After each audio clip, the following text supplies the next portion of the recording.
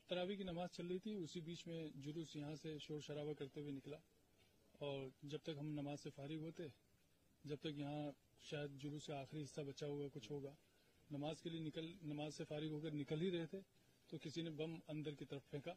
सुतली बम था वो, और उससे पूरा धुआं उठा और पूरी सिचुएशन क्रिएट हो गई। मध्य प्रदेश के महू में बीती रात दो समुदाय के बीच में हिंसा भड़क उठी। हिंसा इतना ज्यादा भड़की कि पुलिस को बीच बचाव के लिए आना पड़ा, फोर्स तैनात करने पड़े। वहां के इमाम का कहना यह है कि लोग नमाज पढ़ करके निकल रहे थे, तरावी पढ़ करके निकल रहे थे और इसी बीच जुलूस में से किसी ने मस्जिद में सुतली बम फेंक दिया और क्या था, इसी वजह से माहौल बिगड़ गया। बात दरअसल यह है कि भारत के चैंपियंस ट्रॉफी जीतने के बाद लोग खुशियां मना रहे थे, जुलूस निकाल रहे थे, लेकिन उसी में से कुछ शरारती तत्वों ने मस्जिद के सामने जाकर पटाखे फोड़े और उसी में से किसी ने मस्जिद में सुतली बम फोड़ दिया। फिर क्या था, माहौल बिगड़ गया, लोग आपस में भिड़ गए, पत्थरबाजी हुई, आगजनी हुई। वहां के इमाम मोहम्मद जुबैर आलम ने मीडिया से बातचीत करते हुए क्या कुछ कहा है, सुनिए। मेरा नाम मोहम्मद जाबिर है। क्या घटना हुई थी और कब की घटना? तरावी की नमाज चल रही थी, उसी बीच में जुलूस यहाँ से शोर शराबा करते हुए निकला और जब तक हम नमाज से फारिग होते, जब तक यहाँ शायद जुलूस का आखिरी हिस्सा बचा होगा, कुछ होगा, नमाज के लिए नमाज से फारिग होकर निकल ही रहे थे तो किसी ने बम अंदर की तरफ फेंका। सुतली बम था वो, और उससे पूरा धुआं उठा और पूरी सिचुएशन क्रिएट हो गई और सारे लोग पैनिक हो गए। इस तरह फिर वो बात बढ़ती चली गई। फिर क्या हुआ? बस कुछ नहीं, बस मेरा तो कहना यह है कि मुझे समझ में ही नहीं आ रहा है कि ये जुलूस आखिर निकला कैसे, और दूसरी बात इस रूट से कैसे निकला। तो ये निकल सकता है जुलूस के लिए, लेकिन किन लोगों ने परमिशन ली थी? क्या बिना परमिशन के निकलता? और दूसरी बात यह है कि अगर परमिशन ली थी तो कितनी गाड़ियों की, कितने लोगों की, किस तरह की सिचुएशन में परमिशन दी गई थी?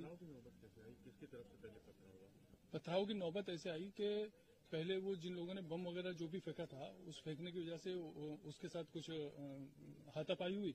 हाथापाई में मैं बाहर निकला और मैंने उस आदमी को निकाल कर बाहर निकाला और इतने में वो अमित जोशी आए, उन्होंने बातचीत शुरू की। मैंने उनसे कहा कि ठीक है, थाने पर बात करते हैं, कोई बात नहीं, आराम से बात करते हैं। अमित जोशी यहाँ इलेक्ट्रॉनिक की दुकान है उनकी, वो आए थे और उन्होंने बातचीत नहीं, मुझे ये पता नहीं है, मैं उनको पर्सनली थोड़ा सा जानता हूँ इसलिए मुझे नाम याद है।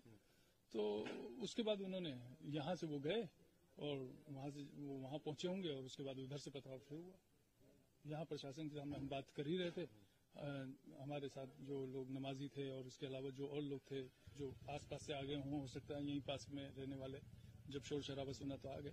तो हम पुलिस प्रशासन के साथ बैठकर उनको बिठाकर समझाइश देकर बात कर रहे थे। इसके अलावा इंदौर की एसपी साहिबा ने भी कुछ ऐसा ही बयान दिया। उन्होंने कहा है कि जुलूस निकाल रहे थे और कुछ लोग थे जो मस्जिद के सामने पटाखे फोड़ रहे थे, जिसकी वजह से माहौल बिगड़ गया।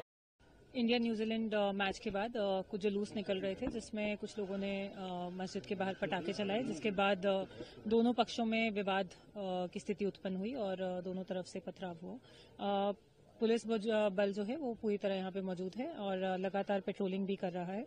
अभी यहाँ पे पूरी तरह से शांति बनी हुई है।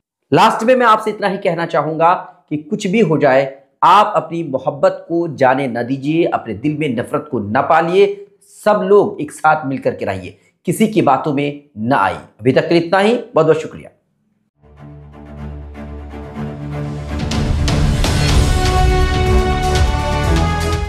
ट्रू रिपोर्ट्स, सच आप तक।